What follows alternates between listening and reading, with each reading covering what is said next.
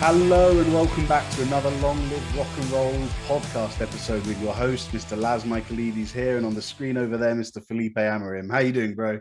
Doing great. How's everyone doing? How are you doing, Laz? Oh man, I'm excited because we're going to tell the guys what we've got going on today. So today, Special episode, isn't it? Special episode, our first interview. Today, we have the absolute pleasure of chatting with a renowned rock journalist who has finally released his long-awaited book about the friendship he shared with the late iconic guitar player, Edward Van Halen.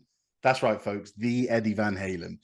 Now, he was going to write Eddie's autobiography back in 1985, but the book never came to light. And so Van Halen fans have literally been waiting for the best part of almost 40 years for this guy's book to come out.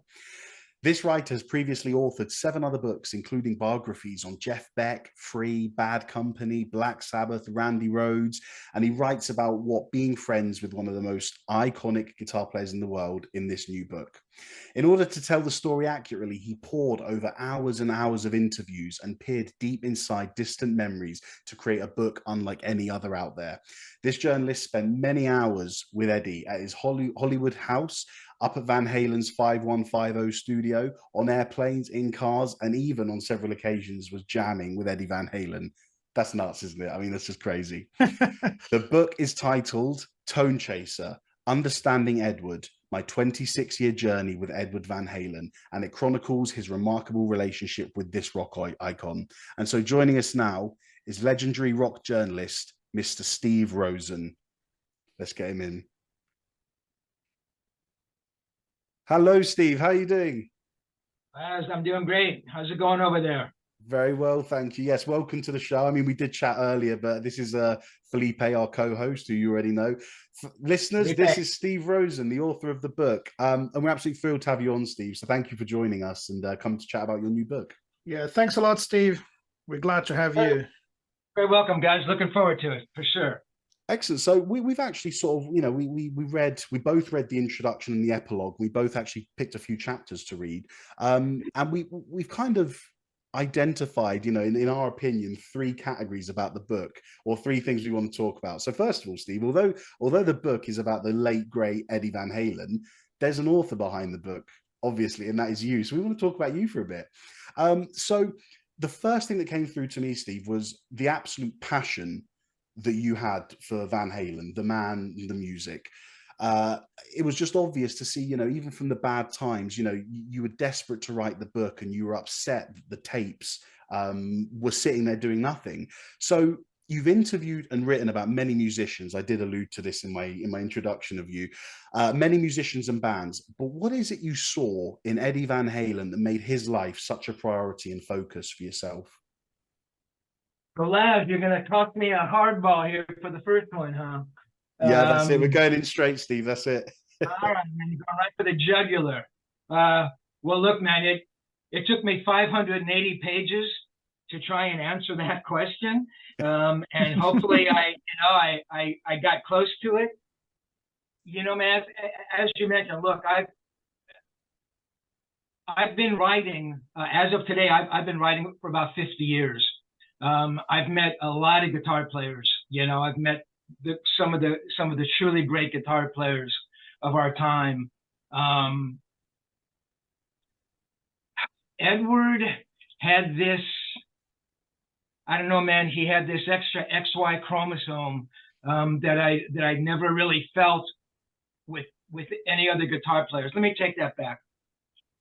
I felt it with Jeff Beck. Jeff Beck, and I write about it in the book. Jeff Beck was my favorite guitar player, and I think Jeff was just a rarity amongst rarities. But even amongst these other amazing guitar players I met, you could somehow understand them. You could relate to them. Edward seemed to be, I don't know, man. He was wired differently. Everything he did, his truly, man, his essence was just about making music. And if Ed could have gotten away without eating and sleeping, that's all he would have ever done. Being so close to that kind of creative, my God, gold mine. I mean, again, I've been around these incredibly creative people, but to be around it sort of daily and to see it day in and day out, and to watch the creative process, or as much as I could see, you know, what was extraordinary. I mean, I could tell. Look, I met him in '77 before the first album comes out. The first album comes out, and within, what is that, 6 or 8 months, they're like selling more records than Journey, and you know, then he goes off and he does the Day on the Green, and now he's out there with bands like Foreigner and AC/DC. You're talking about a guy whose career just skyrocketed, you know. And when he'd come off the road, you know, I'd be around him, and I could sense it, I could feel it, you know, that this guy was something rare, and I wanted to write about it. And I knew that, you know, there were going to be other journalists come scrambling after him, and there was no way I was going to let somebody else write this book. Look, Edward could have said to me when I asked him, "No, man, I want Bill Smith to write." It's like, okay, Ed, if that's what you want, of course you know. But I didn't think he was going to say that. I was hoping he wasn't going to say that. So I don't know, man. In answer to your question, there was just something. It was like being around, and I keep using this analogy. It must have been what it was like to, you know, if you were like an apprentice hanging around Da Vinci all day. Or, you know, you were like some first-year English student and you were watching John Steinbeck write, you know, of Mice and Men. I mean, it was just, my God, such an extraordinary thing. And you really felt that. And everybody else felt it too. You know, and ask somebody else, what was it that you loved about Van Halen? And they say, well, it's a smile and the music. Yes, we all know that, man. But it was that unseen thing, was that thing inside of him that just touched everybody. You know, and again, I tried to write about it for many hundreds of pages, and I hope I, you know, got a little closer to what the truth was, you know? Yeah, undoubtedly, Steve, you know, it comes across. Felipe, you had the next question, didn't you? Yeah. I want to tell us about the first and the last time you spoke to him. So when you first met him and the last conversation you guys had, was he a different man? Because on chapter, I think 61, you're talking about the phone call you had after 7 years without talking to him, and it's when he actually uses the expression "Tonechaser," isn't it? Maybe for the only time he used it, and there's something really interesting that he says, which is it says it's all about keep going, and it says, you know, I just keep going. Once you stop moving, that's the end of life. But he wasn't the same man you met in '77, was he? What was the difference between those two Eddie Van Halens?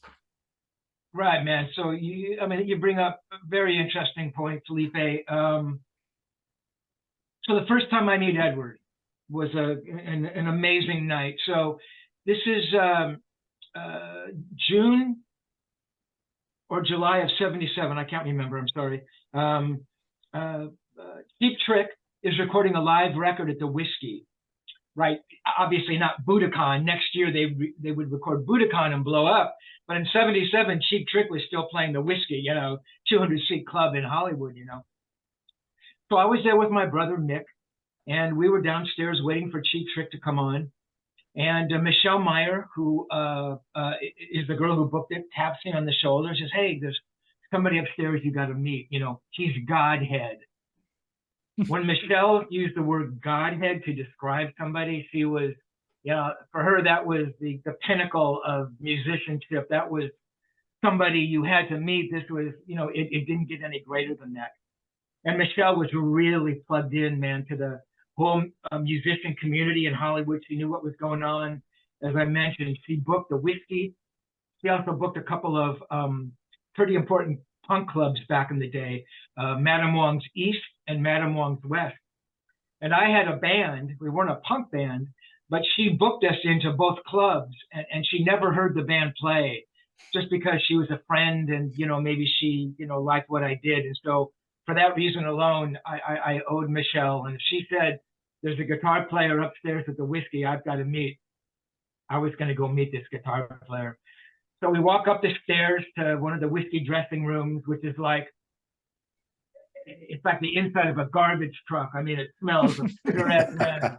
Such an iconic venue. Very iconic, man. You know, it's great, man, because really, I don't even know if the walls still exist, but the walls are covered in graffiti from all the bands who have played there. I mean, we're talking, you're going back to, when bands like Zeppelin, and I know I'm veering off a little bit here, but the Whiskies was a really important place for these early bands and for Van Halen.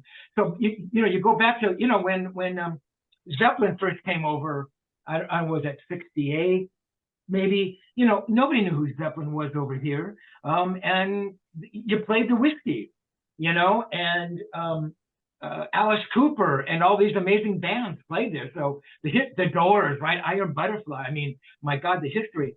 So yes, lots of history and lots of cigarette butts on the funky carpeting up in the dressing room. So we walk in, and I see this guy standing there, and again, this is 77. They've done no interviews. You really don't know what they look like. You've seen flyers, because there was flyers all around the place about, Van Halen playing.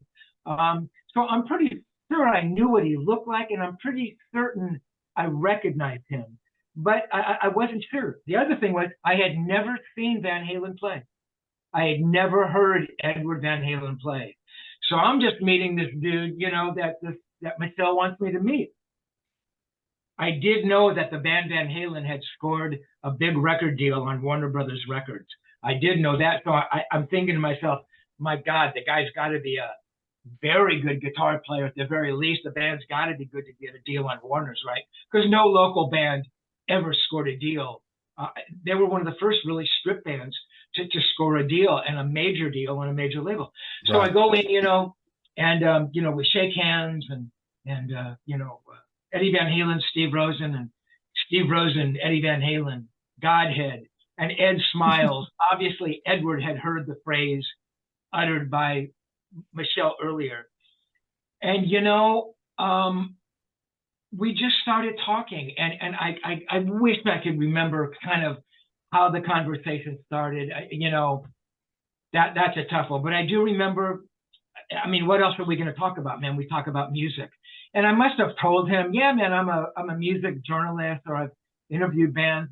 I don't think that meant anything to him, honestly, man. I could have been, and no offense to the janitorial staff of the Whiskey, but I could have been the guy sweeping up at the Whiskey, and I don't think it would have been the same difference to him. I don't think he looked at me as a journalist as anything special or anything not special. It's just that's what it was, which is a pretty amazing quality about him, actually. So we start talking about guitar players, and he brings up, or maybe I brought up, because that would have been one of my yardsticks, would have been to bring up like Clapton, because I love Clapton, right? So I started talking about Clapton, and I realized just how much he loved Eric Clapton. And Richie Blackmore comes up, and Jeff Beck. There was a band called Detective. In fact, talking about Zeppelin, Detective was, I think, the first band signed to Zeppelin's own label, Swan Song. And Michael Monarch was sort of a Jeff Beck clone. And I remember Ed saying, yeah, he's good, but he's too much like Jeff Beck. And that was a pretty insightful thing, because Michael Monarch really wasn't that well known at that time. And for Ed to have that insight into him and to recognize in Michael's playing that he really was doing the Jeff Beck thing, I thought, okay, this guy really knows. He really knows about music. Look, I was a little bit of an elitist, or maybe a lot of, I was a big elitist snob, So if I was talking to somebody, I was talking to you about Eric Clapton, and you said, yeah, well, Eric, played really well on, some cut. And if we all knew that cut sucked and that was the worst of his playing, I'd go, Laz, I'm sorry, I can't talk to you anymore, because you're not rising to my level of understanding of who Eric Clapton is. Yeah. You know what I mean, man? I mean, I'm being a little, self-deprecating here, but Edward didn't really know about Clapton's history. Look, he knew about Cream. He loved Cream. I'm sure he knew about Eric and the Yardbirds. I don't know if he knew about Eric playing with Mayo And I really doubt whether you knew about, pre-mail, Eric had like all those blues bands, the Roosters, and, real obscure stuff. But what Ed did understand was Eric and Jeff and Richie as guitar players. And he would talk about Eric's finger vibrato, and the tone and the Marshalls. I'm thinking, holy shit, this guy understands Eric in a way that I couldn't understand. I was the guitar player, but not on that level. And to have Ed, explain his finger vibrato. So that first meeting was amazing. I don't know, we talked, I want to think it's 20 or 30 minutes. It could have been an hour, just hanging out. And he's smoking and he's smoking and he's smoking. And I would recognize that trait every single time I was with him. And I thought it was horrific and horrible, but that's who he was, So we get done talking, and he kind of runs out of the room, and I figured he was coming back. And sure enough, he comes back, and he's got a pen in his hand. He picks up some scrap of paper off the whiskey floor, and he writes something, and he hands it to me, and it's his phone number. He goes, hey, man, well, call me sometime. I'd like to talk to you again. I go, sure, man, that'd be great, So it's like, again, for all I knew, this was just a guitar player, again, in a band that had scored a deal on Warner Brothers. And to me, that was an amazing thing. But I didn't know how he played. I had no sense of who he was or who he would become, of course. So that meeting was amazing, man. And I people ask the question, well, when do you think the friendship started? Was it like a year after you knew him? Honestly, if I really think about it, I think it began that night. I mean, I think he was comfortable around me. I was comfortable around him. I thought to myself, my God, here's a guy who knows all this shit about Clapton and Blackmore, and he must be a good guitar player. Yeah, I'd love to talk to this guy again. Yeah. So that's the first meeting. So going to the last meeting, Felipe, and without giving the book away, and I don't want to be like real secretive or but yes, you mentioned that Edward changed. He changed, at least in my opinion, he changed dramatically, and he was going through things at the time. So 2003 is the last time I actually ever spoke to him. And you bring up that phone call. Yes, I had spoken to him for 7 years. Big change during that period. Yeah, and he brings up for the first time, he described himself as a Tonechaser, which just blew me away. I mean, for him to describe himself like that, I thought, my God, that is so out of character for him, and to use the word, and not that he's never used the word before, but yeah, man, it's that elusive thing. The Edward Van Halen I knew, man, didn't talk like that. He would have said, yeah, man, I'm fucking around with pedals and amps, and I'm looking for, that new brown. You know what I mean? It would have been more organic, but I thought, my God, that was so, I don't know, man, it was just so well formed, it just blew me away. And when it came time to do the book, I go, oh my God, there's my title. But yes, he had changed, and I really kind of realized this after the book, even though I was aware of it then. He was going through a lot of stuff back then. By 2003 he was sick, and that would, my God, that alone was enough to change anybody. The marriage was not doing well. I don't know if they still had the deal on Warner's. If they did, they hadn't released records for a very long time. The band was in turmoil. So there were all kinds of things going on with him, Yeah, that's interesting. Yeah. Steve, I was going to ask in relation, chapter 63 was fantastic, by the way. And I'm following on your lead. I'm not going to give anything away. But I just wanted to know from a personal note, how hard was it to write a book celebrating the life, the achievement, the success, the talent, the personality of a man who, again, without giving anything away, you didn't part on the best of terms with? How did you sort of overcome that obstacle that this guy was just rude to me? I'll let the readers figure out how and how, the circumstances. But how did you continue with that? Because I thought that, for me, I was reading the book and I thought that must have been really tough for you to carry on doing that, but yet you persevered. I mean, you bring up a really interesting point. So the reality of it is, I stopped speaking with Edward in 2003, and I don't begin the book until 2020. So 17 years lapsed. And I'll be honest, for those first couple of years after the relationship ended, I was mad. I was angry with him. I didn't have many good things to say about him. I mean, if I'm being completely honest, look, it's not like I dwelled on it. It's not like it caused problems in my life. My work suffered, and maybe it did. I don't think it did. But I thought a lot about it. And I'm the kind of person that always thinks, what did I do wrong? What could I have done differently? What did I say to him? What episode occurred that would have made that happen? And there is nothing that I could think of. And I write about, kind of the reason I think what happened. But, in answer to your question, Laz, it took, I mean, for good, bad, or for worse, it took 17 years to kind of come to a place where, you know what? I want to write the book, and the memories had kind of faded, though. I mean, I still remembered, certainly what went on. I had a couple friends say, "Man, you got to write the book. Man, you got to write the book." And I go, "Man, I don't know." But I finally said, "Okay, let me write the book." And it wasn't like I was going to sit down and, okay, man, I'm starting today, and in 6 months I'm going to be done with it. I just kind of wanted to, open the doors and, see what was inside, and sit down and, okay, let me see what comes out.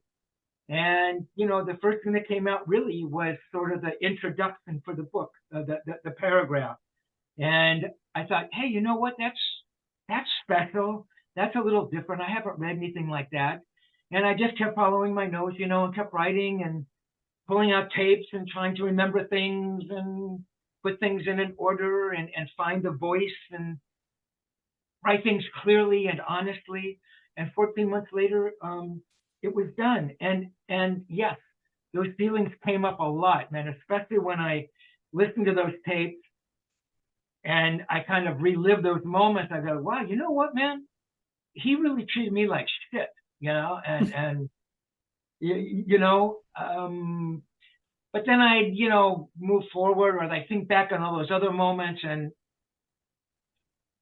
it was hard. I mean, it really was hard. And it's refreshing to hear your honesty, Steve. I think a lot of people, with someone as legendary and talented as Eddie Van Halen, a lot of people would just put them straight on a pedestal. And whilst you've done that for a lot of the book, you've also openly said, in my opinion, as in your opinion, the man had flaws, and this is how I saw them. But it didn't change anything. So yeah. And he was brutally honest as well, wasn't he? Yeah, man. And look, I thought long and hard about that as well. I could have written a book and I could have smoothed out those edges, and that would have been a much easier book to write.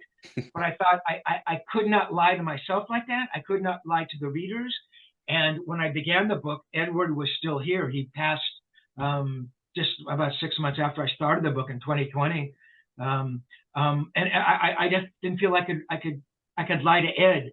But yeah, man, it had to be as honest as possible. And I didn't know how fans were going to react. Look, you sit in a room for 14 months and you write a book, and I get done and I think, oh my God, this is the greatest book since East of Eden. I mean, John Steinbeck would have been jealous of me, But until somebody reads the book, you can say the book is anything you want until somebody reads it, or 10 people read it, or 100 people read it, and you get feedback. Do you know what kind of a book you've written?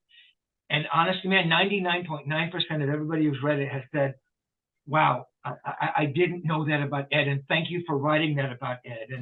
And it wasn't, how could you say that about Edward Van Halen? I love him. Edward Van Halen could he would never do that, or he would never say those things. No one said that, Yeah. I mean, that's all I was trying to do. And someone had described it as you humanized him. And that's really, really what I tried to do. Perfect. So, Yeah, perfect point. Felipe did have a question about the conventionality about the book. But just before he asks that, you mentioned about the death of Eddie happening. I mean, in the book, you said it was about 6 weeks after you started the writing process.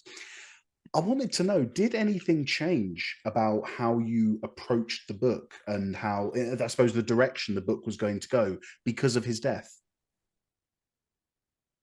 Or did it carry on how you expected it?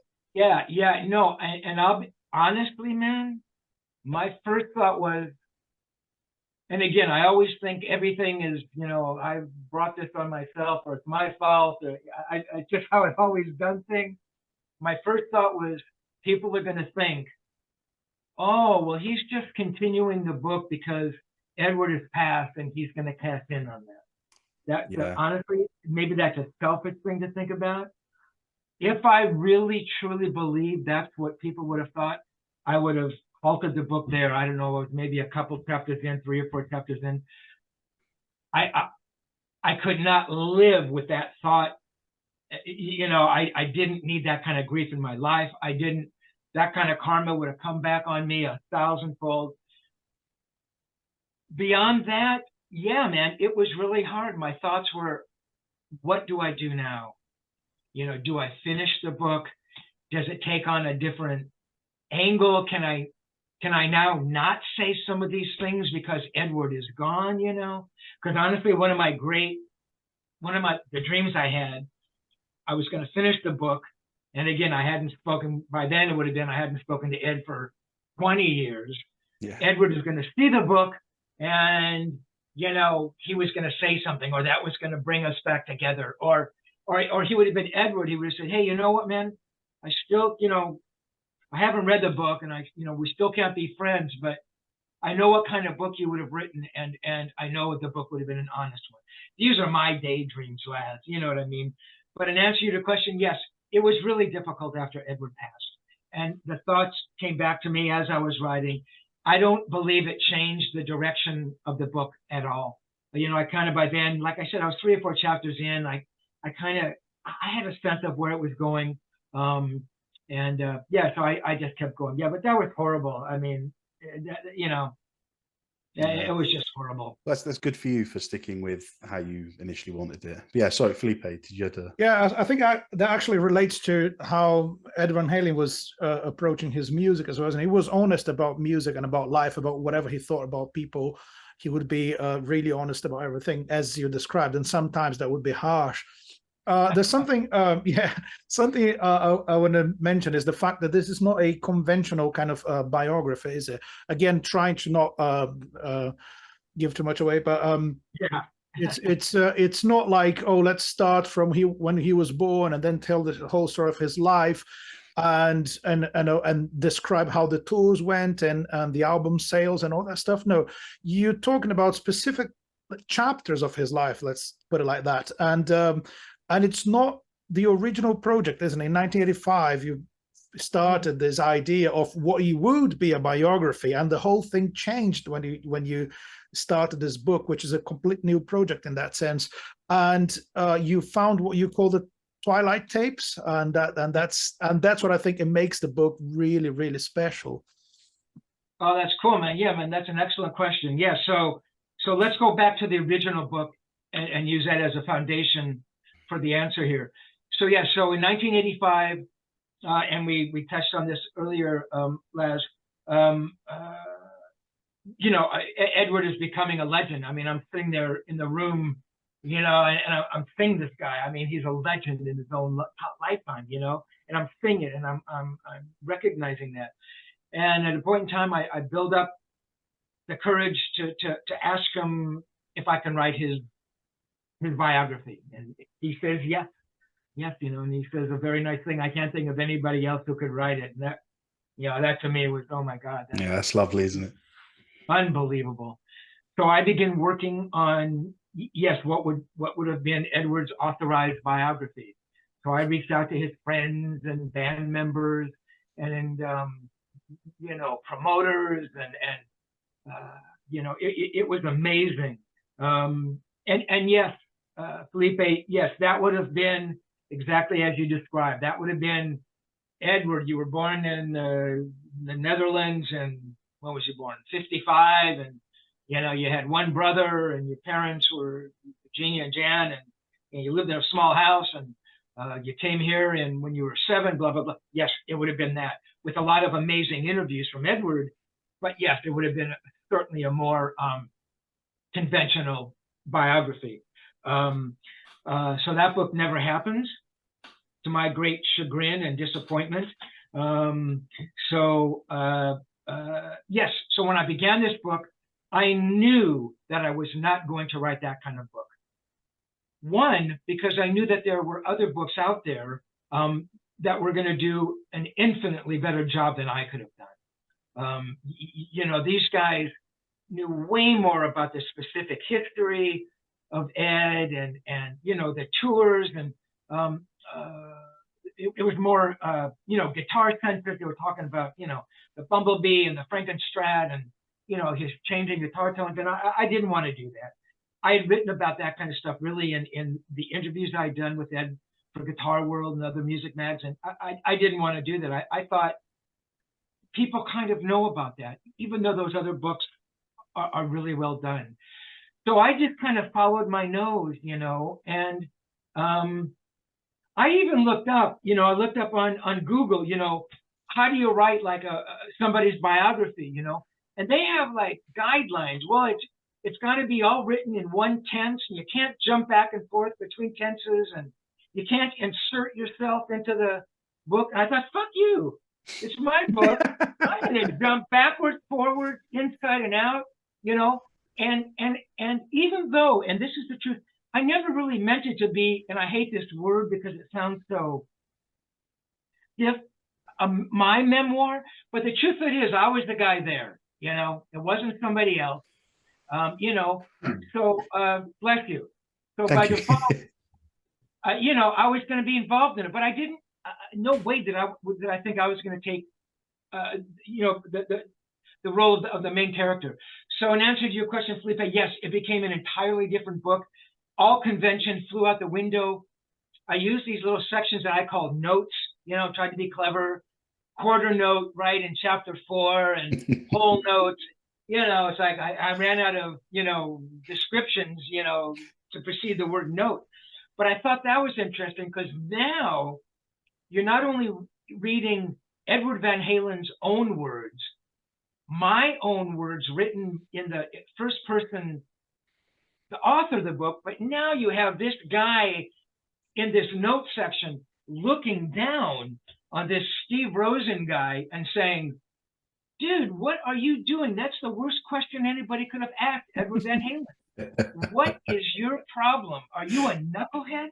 And I thought, I've never read anything like that. I thought people are going to either think that's the most ludicrous thing they've ever heard, or they'll kind of get off on it, and I was laughing at it, and I thought it was pretty cool for me to really zone in and be honest about myself. And I am, trust me, there's no bigger critic of me than me, and that's what comes out. And yes, so I'm beginning the book, and I'm starting to look through all my cassette tapes and pull them out and realize that most of them aren't even labeled with a date or anything, and that causes, my God, weeks of trying to, listen to a tape and catch one phrase of him talking about, some tour or some song that I knew was on the third record. And I go, oh, that's from 79, because there's no dates. Yeah. And I see this one binder, literally, that's literally torn in half, and the binder hasn't been opened. I can tell, man, it's dusty, and I'm looking inside, and I see these tapes sort of cryptically marked. And I go, what the hell? And I put this one on, and the truth, man, it was queued up right to a point where my dad thinks I'm a genius. And I can tell that Edward is he's breaking up, man. He's crying. And I go, oh my God, that's what these are. These are all the conversations that weren't the official interviews, but these are all the conversations when I had the tape running. Thank goodness I had the tape running. These conversations tended to happen late at night, hence Twilight Tapes. He'd call at 2 a.m.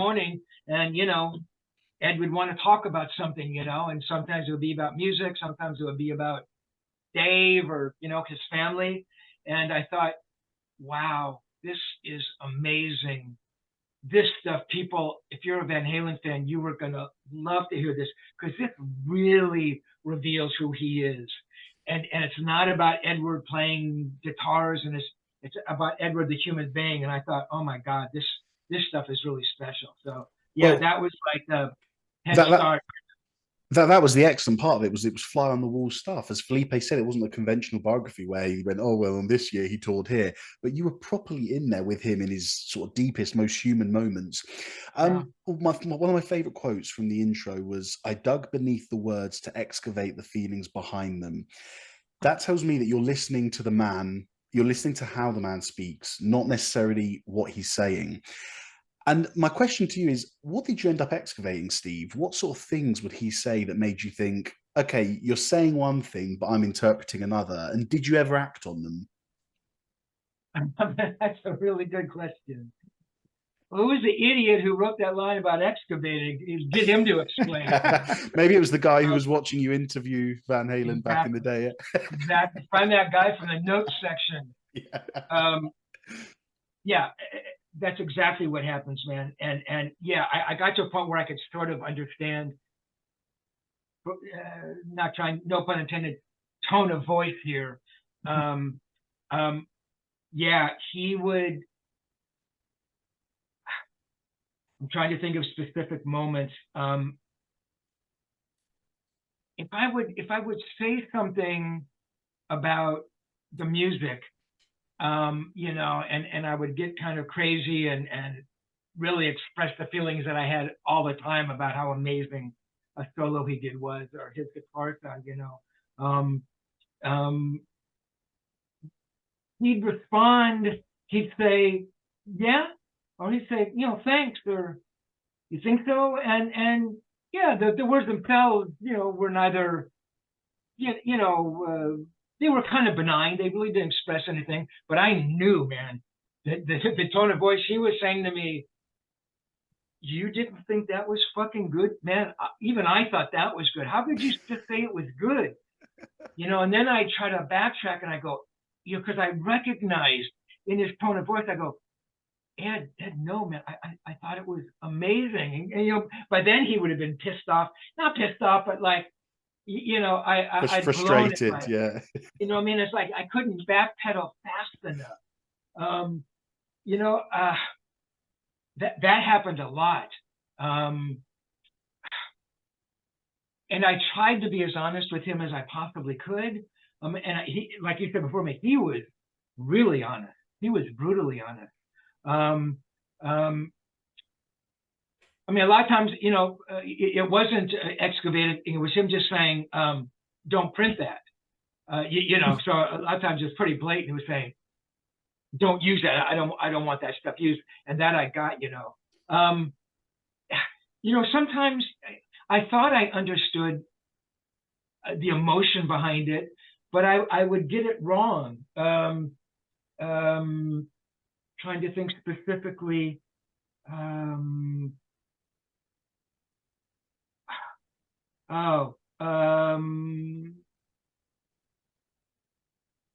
He would say something about Mike maybe, or Dave, and I would sort of follow along in his thought, thinking that he's like really angry with them, and think, but really I misconstrued the tone of voice. What he was really trying to express to me is that he loved those guys, and it was just utter frustration. So I follow along with a comment like, yeah, well, maybe Mike should try harder, or whatever it was, and I don't want to sound like I bashed Mike, and I really like Mike. We got along well. No one has ever brought that up to me, but I don't want to sound like I was a Michael hater, because I wasn't that at all. But I make a comment about Mike, and then he'd turn around and be his advocate. He would, go the other way. So yeah, I did misconstrue stuff once in a while, not too often. Yeah, I mean, there's a bunch of examples in the book. I wish I could be more specific, Les, but yeah, that was. That's all right, Steve. It's a long book. It's all right. Yeah, man. That example was great. It was a It's tough a one, good you know, one. to try to, to walk that tightrope, you know, and again, without trying to think, does Ed want me to tell him that was a fucking amazing solo on the Fair Warning record? Does he want me to hold back?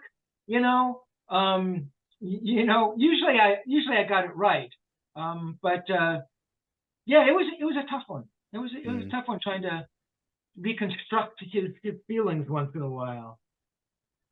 Yeah. Excellent stuff. Felipe, do you want to ask one of your questions, man? Yeah, I want to ask something. Well, that would be more like a musical question about his playing and his approach to music.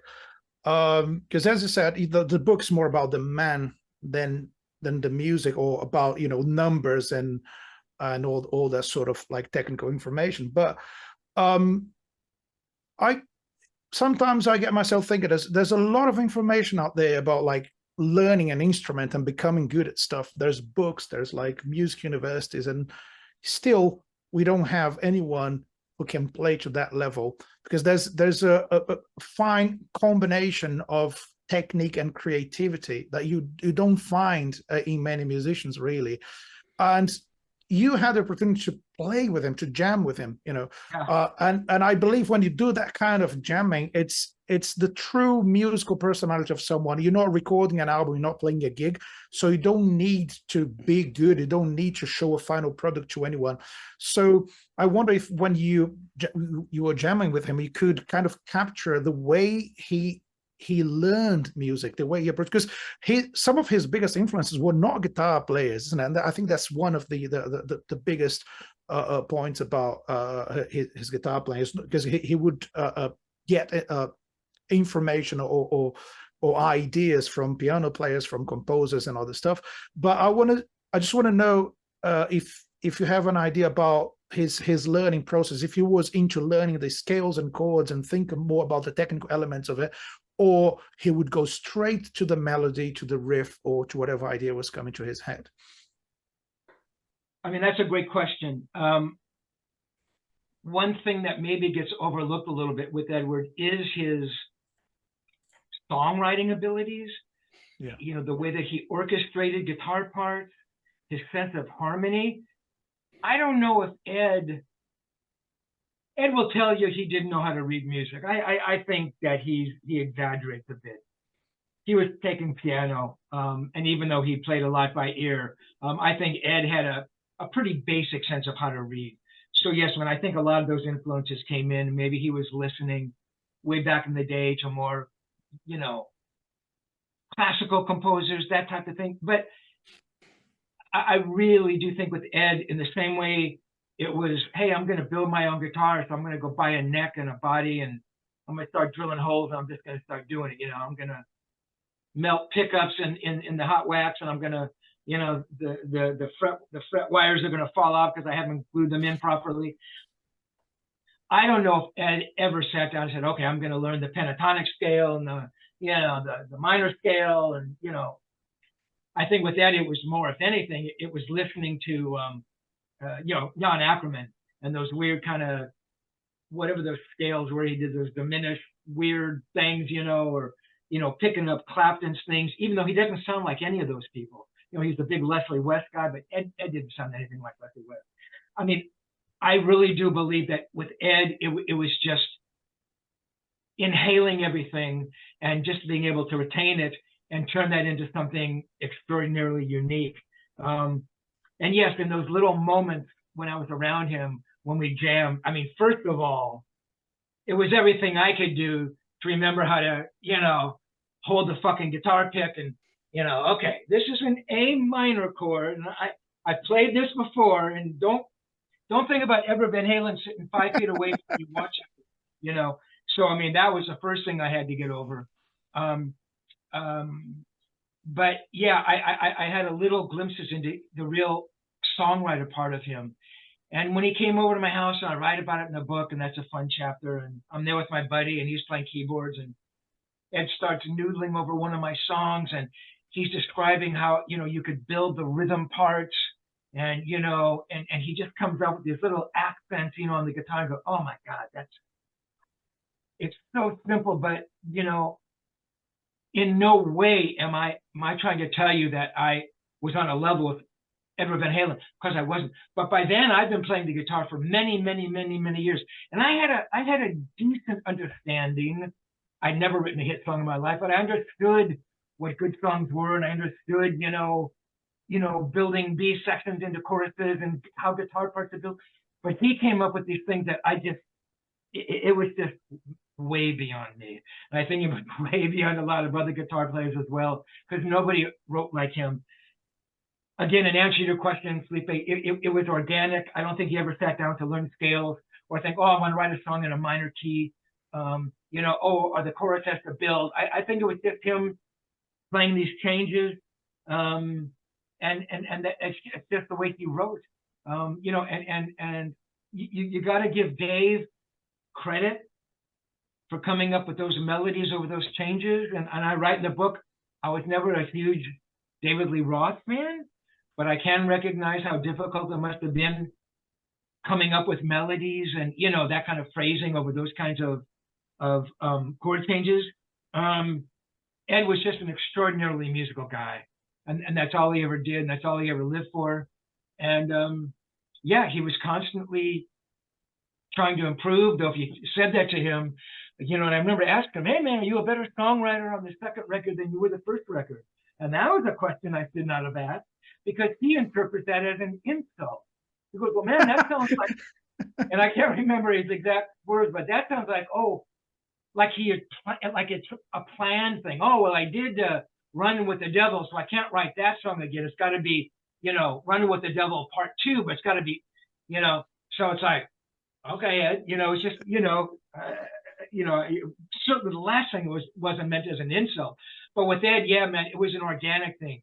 He had been in the studio for the first time, really, on the first Van Halen record. He had done those demos with Gene Simmons, but that was a little different. That wasn't really proper recording.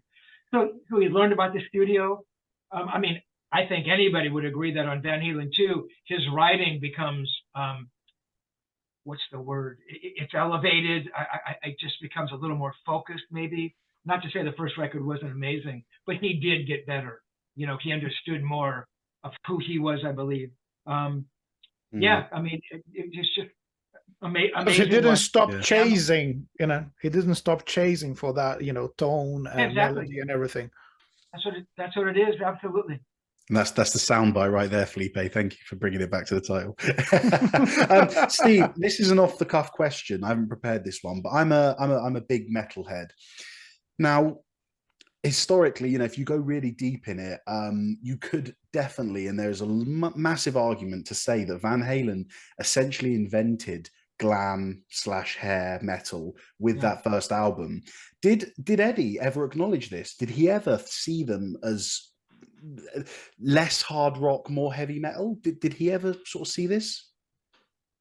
I can tell you empirically he did not. I thought so, yeah. Fair enough. Right? No. But it's a good question, because it's one of these questions I really wish I could have delved into more. Had the book happened back in the day, those are the kinds of things. You know, Ed, do you see the kind of shadow that you cast? And Ed, do you see what is happening around you? But, you know, I don't think he was ever aware of that stuff. In any event, I don't know if I asked him in the book or it's an interview I did with him once. I said, you know, do you consider yourself a heavy metal band? And that was a dumb question, you know. And he said, no, man, what's heavy metal? I go, that's a good name for a magazine, but no, you know. And I said, well, do you ever feel like a kinship with? And I think I threw out bands more like, you know, Motley Crue and you know, maybe Doc and Rat, maybe those kinds of bands. Yeah, those early glam metal bands, right? Yeah, exactly. And I think he said something like, you know, those bands all sound the same to me. I can't tell one from the other. He goes, it's very incestuous. And part of me really agrees with that. So in answer to your question, no, I don't think he had that sense at all. I think Ed just did what he did. Yeah. Regardless of how he got there, Yeah, exactly. Multiple of influence, because you hear from the debut album, there is everything on it. There's pop melodies, there's doo-wop sections, there's blues, there's metal riffs, and there's bloody Eruption, you know, the song that gave us that brought Van Halen to the spotlight. It's got everything. So I think that's exactly. that's a good answer, Steve, because it never came from just one genre with Eddie. So it seemed it was always just what he loved to listen to. But yeah, sorry, Felipe. And that's something we say pretty much in every episode, isn't it? What is rock and roll, lass? What is it? Yes, that's our catchphrase, Steve. We say, what is rock and roll? And we say rock and roll is musical freedom. It's the, you know, whether you are actually playing rock and roll or whether you're playing jazz, as long as you are executing and exercising some form of musical freedom, you can class that kind of, that album, that band, that man as a rock and roller. So yeah. Agree. Yeah. There you go. Felipe, any other questions, mate? I have a final question, if you don't mind. Absolutely. Yeah, so talking about being unconventional and all of that, you're probably doing loads of these interviews. You're promoting the book, and it's a moment where people are going to be talking about him. But here's the thing: what is the question that no one has asked you about the man and the artist Eddie Van Halen that you would like to talk about? Is there anything that you would like to you'd like to say? Maybe it's not even in the book, but what is the question that no one has asked you about him? Good one, Felipe. That's a good one. So you start a conversation with a killer, and now you end up with a double killer Slipknot. Sorry, Steve, that was Felipe's last question, not my last question. There is one more to come. Now I've got one from each of you guys. Goodness. It's a really good question, man. You know, really, and I'll try to answer your question, Felipe, without skirting the issue here. I mean, I really enjoy doing podcasts like this. You guys, obviously, you care about Edward, but you care about the book, and you know, you understand it. And so really, when I talk to you guys, I learn more about really what I've written, you know, because I sometimes look at it and I go, yeah, what the hell? You know, as dumb as it sounds, it's like, did I really write that? I'm not saying because it was like this great, amazing thing. I'm just saying, how did I write that? How did I get 580 pages and not just quit at some point? But the point being is, a lot of questions that gets asked of me, I do answer about areas that maybe I hadn't thought about, you know. But in answer to your question, you know, I'm surprised and I'm kind of happy that no one has said, well, and this is a little off course, you know, like, did you ever get into like heavier drugs or something? You know, I'm kind of happy. No one has asked that, because that hasn't become important. And no, we didn't. I mean, it was, you know, I write about it, you know, and I was doing coke up there with Ed, and I drank a little bit, though not as much as Ed, you know, just because I got headaches. Well, maybe that's it. Maybe that's a subject that people are afraid of, you know, asking, you know, because. Yeah, or, you know, was there any depravity that went on? And it's like, you know, other than being, you know, crazy high and hanging out, and not really, you know. Noel Monk's book, Running with the Devil, which is a really good book, really well written. I believe it's a British author who wrote that, really good writer. Noel had actually approached me initially to write that book. And this is probably, I get my dates mixed up, maybe 2015, 2014, you know, a few years before I'd actually sat down to write Tonechaser. And his book is valid because he was there on the road with Ed. I never spent any time with Ed on the road other than a couple of days, you know, and I write about that. So Noel saw a different side of Edward. The point being here, there's a lot of kind of insanity, depravity that goes on in Noel's book, which I don't doubt for a second. But I can tell you that with Ed, that never happened. Noel writes about Ed smoking pot every day. I never saw Ed smoke a joint other than a couple episodes that I write about in all the years I was ever with him. Again, I'm not saying it didn't happen, but in answer to your question, man, what could I have asked? God, I don't know, man. It's a really good question. I have to. I think you gave us a good answer, because like everyone, sometimes people approach that, you know, subject of drugs and all that stuff, but he was more about making music than all of that, isn't it? Yeah, he really was, you know. And look, as bad as this may sound, you know, the reality of it is, only one time, and I write about this as well, at a NAMM show, did I ever see Ed so fucked up that he couldn't stand. He could barely talk, and it was horrendous. But every other time, he could drink and everything else, man. He was high functioning. You know, I don't know if he'd want to go and have him perform brain surgery on you at that point in time, but he could sure as fuck play guitar and record and write. You know, because that's who he was. He lived in that place. You know, it's when he got sober, you know, that he talks about it being difficult to go back up on stage or maybe record. But yeah, I guess, yeah, the drug moments, yeah, there was never anything else other than what I write about, you know. Yeah, I mean, I don't think there was a whole lot that I left out. It's a long book, and it has you guys had a long friendship. So I think and with the Twilight Tapes and everything, I think there's a lot out there for people to read. And yeah. So I was just gonna say it seems like a big shame in the sense of, I mean, listen, Eddie led a long life. You know, I think, is it the longest? No, but for a rock star, he did all right. And it just seemed such a shame that a man who gave so much joy to so many people was, you know, plagued by his own demons, his addiction, his alcoholism, his depression, and all that stuff. So that is a shame, but a legend nonetheless. Steve, before my final kind of brain twister question, just do a quick two fire questions that I think the listeners want to know. What's your favorite Van Halen album? I would have to say Fair Warning. There we go. Okay. And your favorite of Eddie's solos? We're bringing all the tough questions, aren't we? I know, yeah. Exactly. Can anyone pick one solo? Yeah. All right. If it's that hard, Steve, you can give us a top three. Hear About It Later is pretty unbelievable.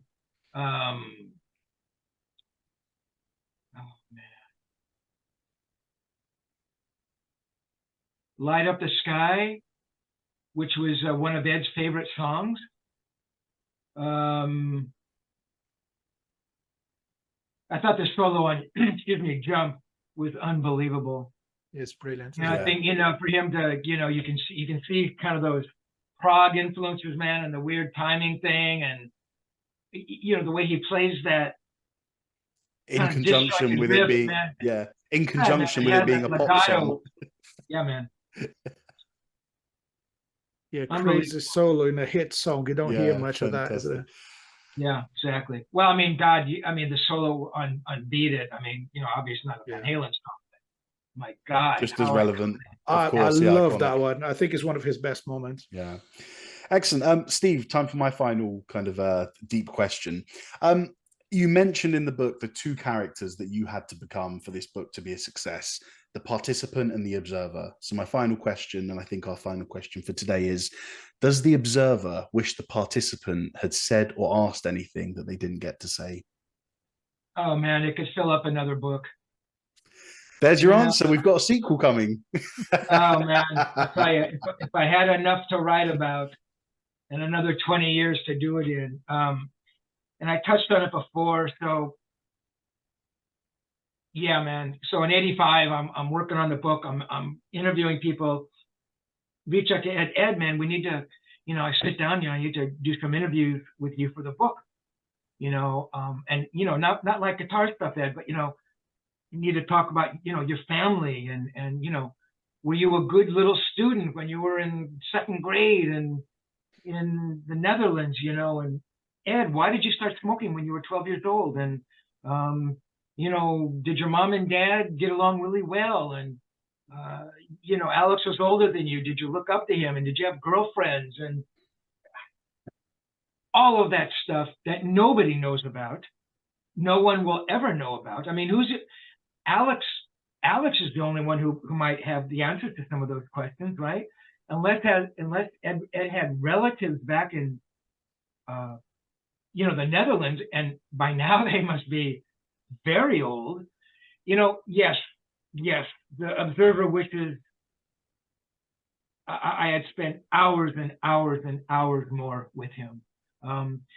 With Ed, and trying not to get too long-winded here, Les, Ed never sat down for those interviews because I think he saw that as as some sort of a final chapter. And he talked about in the book, well, man, a book only comes out on an artist when their career is over. And I go, you know, this is like in '85 when he's arguably the biggest guitar player in the fucking solar system. I go, Ed, you're the only one who would ever think like that. And he goes, well, you know, but if we do the book now or in a year, you know, that means the album that I do after that won't be in the book. And it's like, I have no response. I have no response for that because he's right. Then he said, well, Brilliant. What if we do a two-part book? I go, Ed, that's fucking brilliant.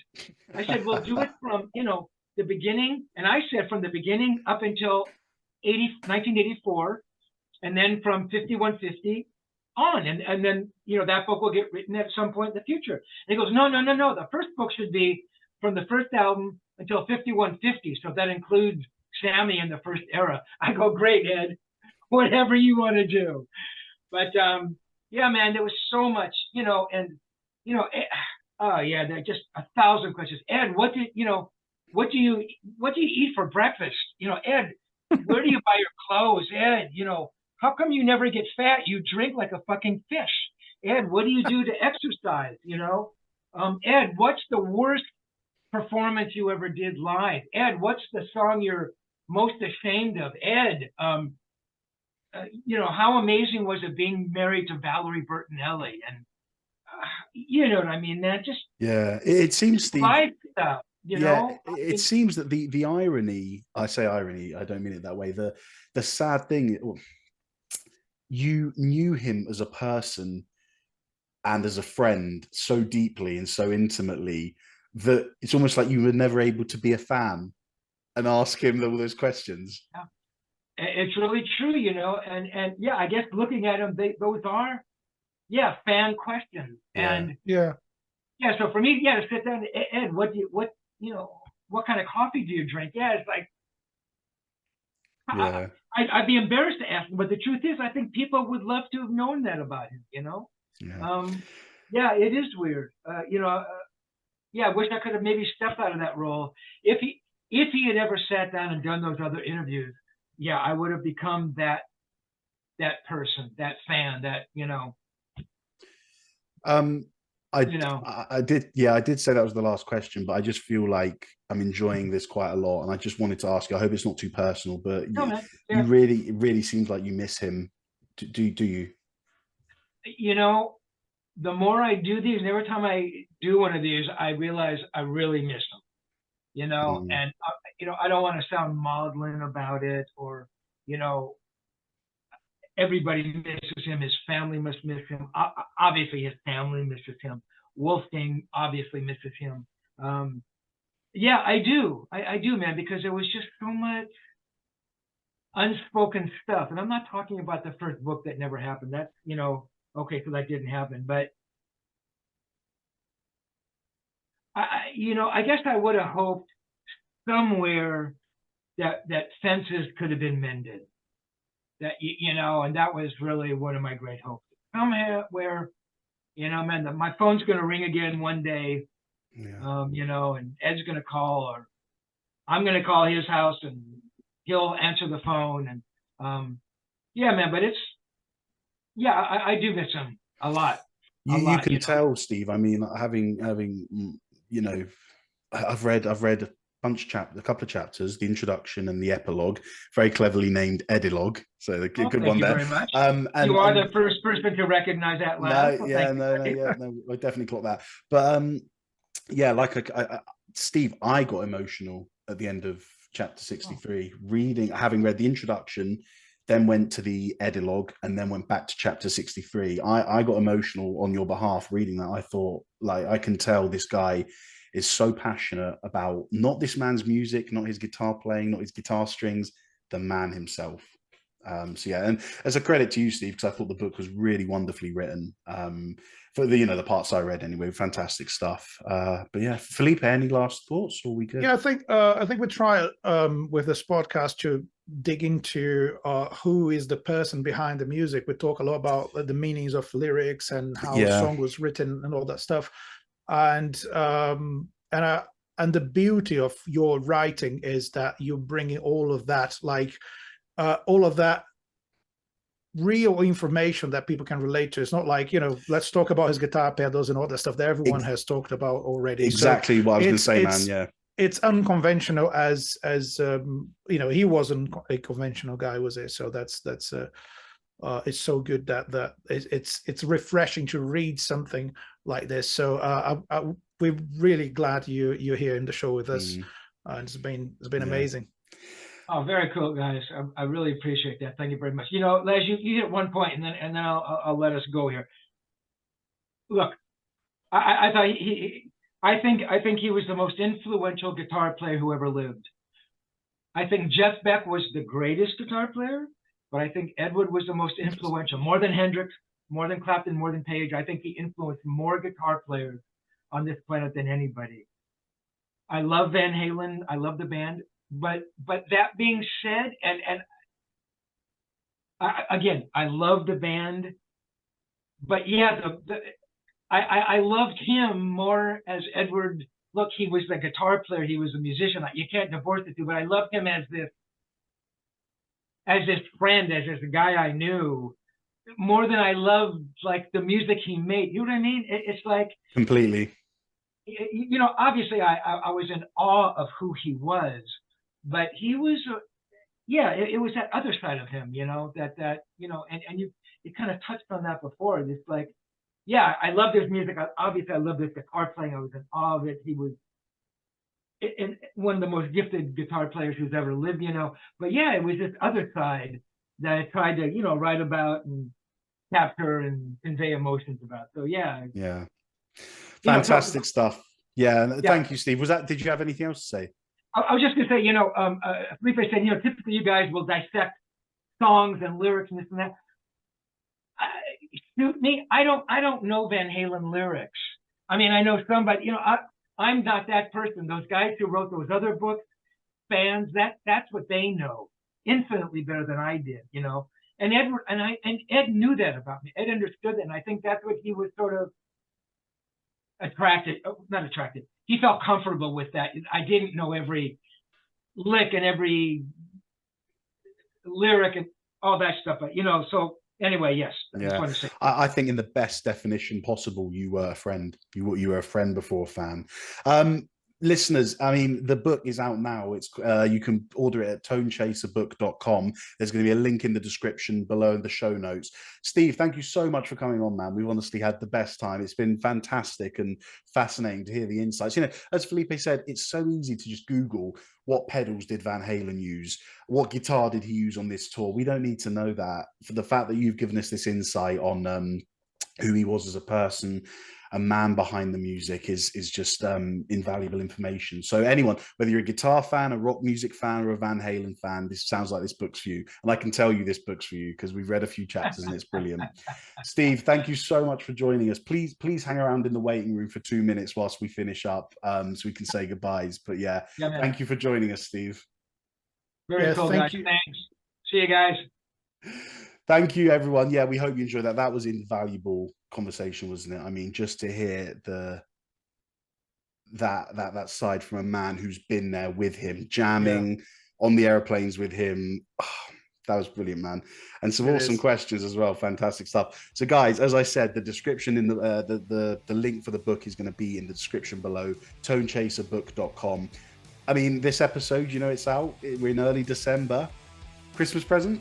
For your dad, for the person who loves Van Halen. If someone wants to buy me a copy, there you go. Yeah, see, we've got a copy, an ebook copy, but the book I want the hard copy. You want a hard copy, don't you? Please, someone ship it to me.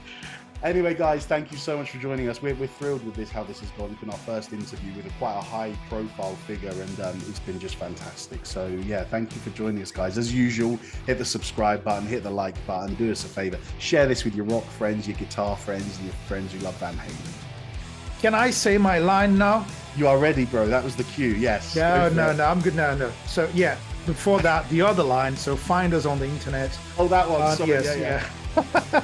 Yeah, please download as many episodes as you can, because that really helps us, and give some feedback.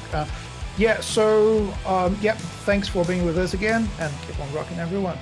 As usual, guys, take care and long live rock and roll.